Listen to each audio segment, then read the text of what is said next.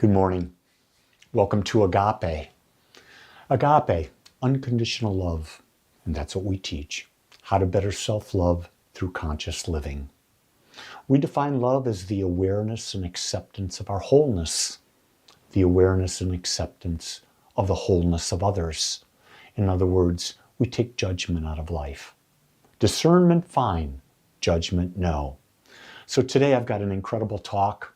So before we go into that, let's get ourselves centered. So if you would, bring yourself to a comfortable seated upright position. Your back is straight. Put your hands gently on your lap. Close your eyes. And bring all your awareness to your breath. Now consciously take a deep breath in. Hold it for a second, and now fully let it go and feel yourself beginning to relax. Again, take another deep breath in. And now let it go and feel yourself falling deeper and deeper into a state of peace and calm. One more deep breath in.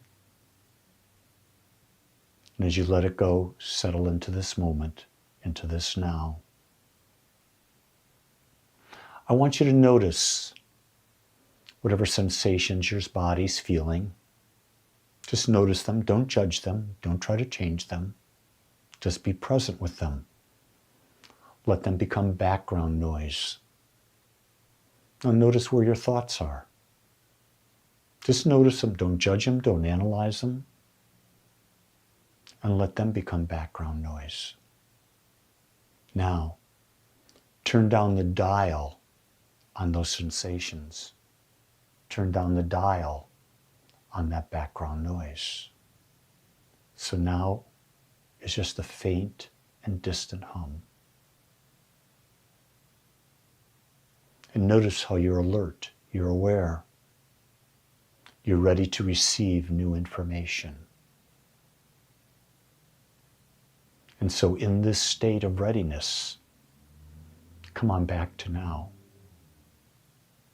Bring yourself back, gently, easily.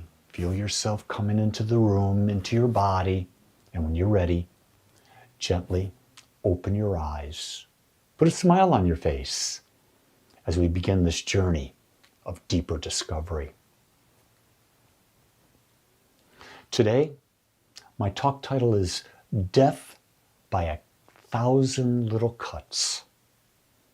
You see, how are our relationships formed?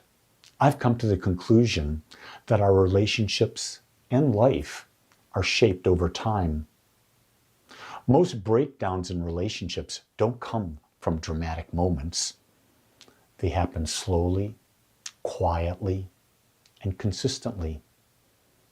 But here's the key thing. The same process that destroys can also heal and create.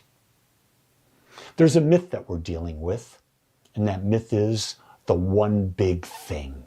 I'm missing the one big thing. If only that hadn't happened. You know, we tend to blame one argument, one mistake, one moment. But this gives us a relief, just for a moment, but it doesn't give us clarity. You see, focusing on a single event keeps us blind to the ongoing patterns. And relationships, they don't usually explode, they erode. And then maybe one tiny little thing happens, and because of what's been built up over time, it feels like there was an explosion, that this one thing was the major dramatic impact, when in fact, it was the accumulation of 1,000 little things that caused it to happen. So how do relationships really break? It's not cruelty, it's neglect. And when we neglect, sarcasm replaces curiosity. Silence replaces honesty. Assumption replaces listening. Appreciation slowly disappears. Emotional distance grows long before physical separation. Each moment feels insignificant until it isn't. These are all things that I've dealt with. I had sarcasm in my relationship instead of being curious as to what my wife was experiencing. I know that that's the truth. I know that that's the case. And when sarcasm wasn't the thing that was influencing me, I got silent instead of dealing with the situation. I got silent instead of expressing my feelings. I got silent instead of being honest. And then before my wife could say anything or other people could say anything, I made assumptions. I thought I knew what was going on. And then as all these sarcasm, silence, and assumptions came in, I stopped appreciating what I had. And when I stopped appreciating what I had, there became emotional distance. You know, each little moment feels significant until it isn't. You see, I believe relationships end because of 1,000 little cuts. Small things repeated over time shape our outcomes. Eyes roll instead of empathy. We withhold affection instead of expressing our needs. We keep score instead of offering grace. We avoid discomfort instead of having real conversations. No single cut is fatal, but together they drain life. We bleed emotions. We bleed energy until we feel totally empty. And then what do we tend to do? We tend to seek things on the outside to fulfill the emptiness on the inside. And we're destined to failure. We're destined to constantly repeat the same thing over and over and over again. When your partner in any relationship does something, there's a reason. Don't roll your eyes and say, oh, how stupid is that? No. And then don't hold affection or attention. Express your needs. Because if you don't ask for what you want when you want it, you're never going to get it. The question you got to ask is, am I worthy to get what I want? Or am I going to play the game, I'm not worthy, and I'm going to withhold? I've learned recently, as I've been working with my wife with her back issue, I can't keep score. I can't keep score. How much am I doing versus how much she's doing? There's a big difference there. There was many times growing up when she had the kids and I was at work, she did a lot more than I did. If we kept score, man, it would have been a miserable thing to be together in a relationship, because score is always out of balance one way or another, but it always ends up evening out. Remember, it's no single cut. It's the accumulation of cuts that really affect us. And I want you to know that what we're talking about here, it's not just about relationships. It's about our entire life experience. It's about our career, our health, our peace, our joy. All work. They all work the same way. You don't wake up unhappy one day. It's gradual. Life reflects your inner quiet. The outer world reflects your inner habits. You know, we talk about things, that how constant little things create or destroy. Let's just take the gym. People say to me, Lee, at your age, you're in incredible shape. You can do everything. You're doing things most people can't do at 30, 40 years of age. Well, it's not because I started taking creatine. It's not because I started something. It's because I've been doing it for 50-some years. The little things build and build and build. And so I asked then, what is it about this? And I realize it's the mental atmosphere. It's my mental atmosphere. It's your mental atmosphere. It's about, what are you breathing internally? So what does that mean? Thoughts you repeat become emotional habits. Emotional habits, they become your identity. Your identity becomes your behavior, and behavior becomes your experience. Life is shaped less by intention and more by repetition. Habits are the key, and we build habits by repeating processes that we now, because we're awake, we're constantly choosing. I think that's really the key thing. And emotional habits are just as important as physical habits. What emotion do you carry into the day? What emotion do you carry into a relationship? Is it curiosity? Is it joyful expectation? Is it understanding and seeing that there's always balance in every situation? Those are things that you and I can only control for ourselves. The key thing is, and you've heard this said 1,000 different ways, what you practice, you become. It's not what you want. It's what you rehearse. If you rehearse fear, man, that creates a real small world, doesn't it? But isn't that what we're being surrounded with right now? Is fear. All over the place. Fear of this, fear of the government, fear of the immigrants, fear of this. Oh my God, it's everywhere. And it creates a real small world. It creates a prison. Rehearsed resentment, man, that creates distance, doesn't it? And in your mind, that's where resentment happens. Oh, they're not doing enough. Oh, they should have done this. Why aren't they doing this to make me happy? Yeah, that resentment creates distance, emotional, physical, and mental distance.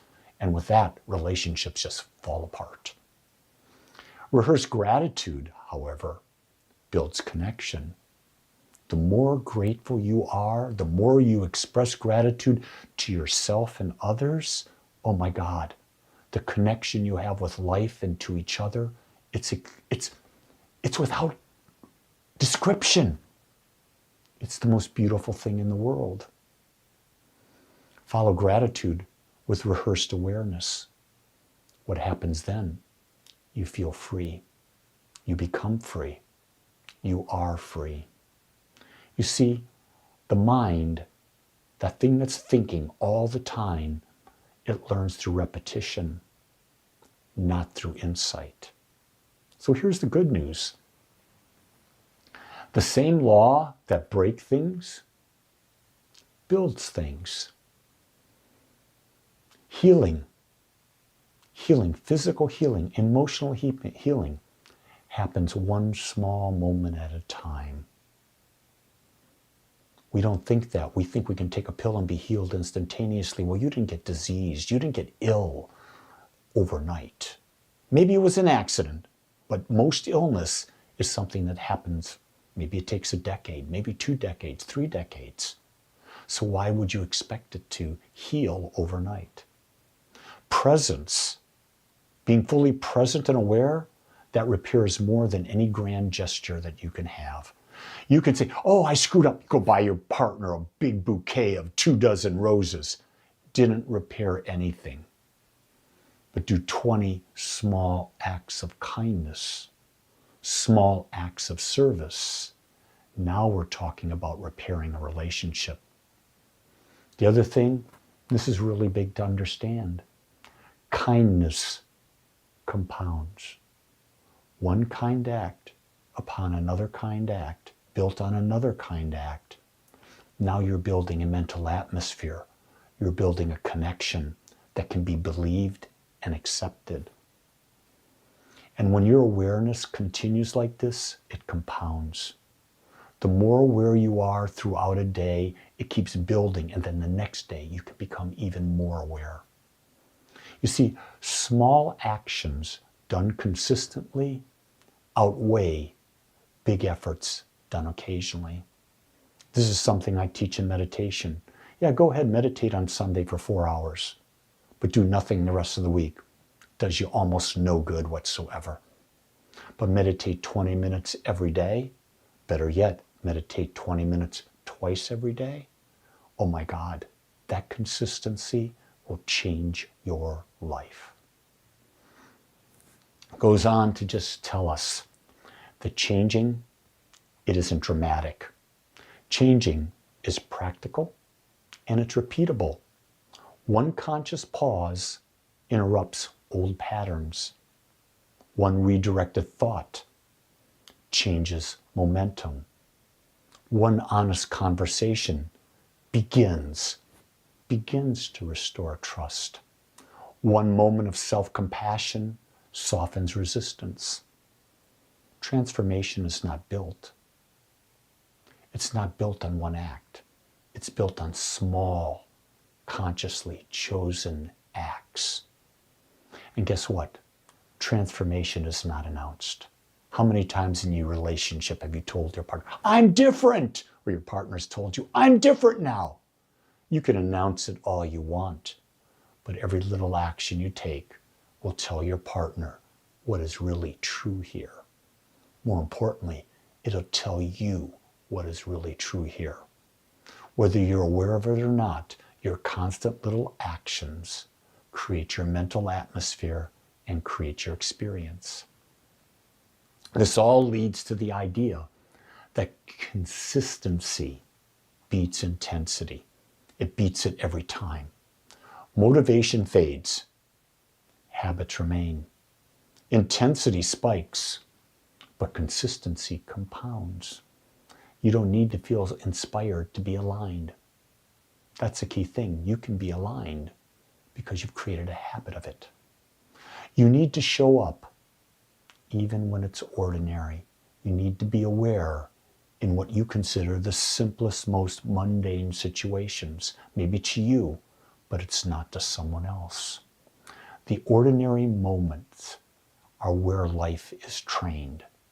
This is where the work is, in the breath, in the simplicity of everything that is happening in the day. How you're cooking, how you're eating. Are you eating deliberately? Are you focusing on every bite? Are you focusing on the nutrition moving into your body? That's everything.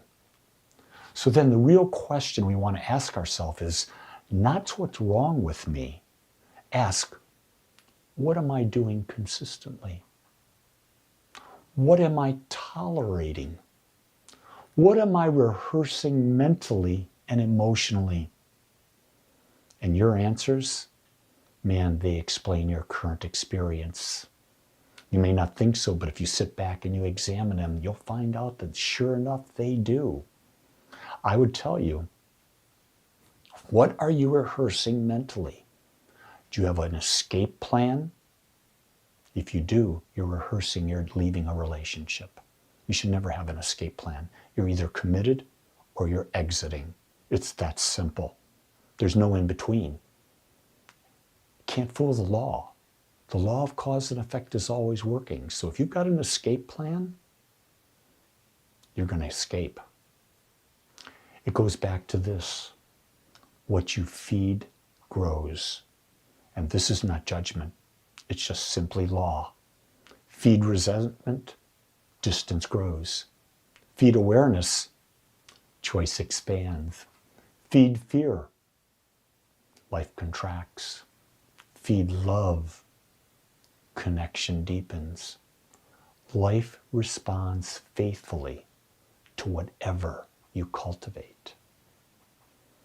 So in closing, the truth is, your life is built quietly, not by one decision, not by one breakthrough, but by what is persistent and consistent. Every small choice is a vote for life. Vote for the life that you're living. You get to choose every moment of every day, and that's your freedom. So how do you create a new beginning? Man, pretty dang simple. Start where you are. You don't have to overhaul yourself. Overhaul is not required. No, perfection is not needed. Just direction, just repetition, just presence, again and again and again. You see, your experience is not an accident. It is the result of what you feed, what you tolerate, and what you practice day in and day out, every day of your life. And you're the one who chooses, you're the one who directs, and you're the one responsible for the habits that create your life. So where are you going to start? The thing I want to say to you is start. That's all that matters, and life will follow. I want to thank you for joining me today. If you like this message, go and tell someone. Share this message. While you're at it, go to agapespiritualcenter.com and sign up for my weekly newsletter, My Daily Thoughts. Maybe plug in and look at the calendar and see all the events that you can plug into on Zoom, some in person, most virtual. And while you're there, if you're receiving something from this, become a supporter of this message. Become a supporter of the Agape community and hit that giving tab and become an automated giver. I don't care if it's $5 a week, $10 a week. I would love to see it $1,000 a week, but that's your choice. What you give, we use to bring this message to greater people. We're not building a fancy building. We're not doing any of the things that all these other churches do. We're not that. We're the new breed. We're the ones who want to change one life at a time. The goal is touch one life every day, and then have that life touch one life every day. And then by then, man, we're going to change the world, and the world will become a better place. So with that,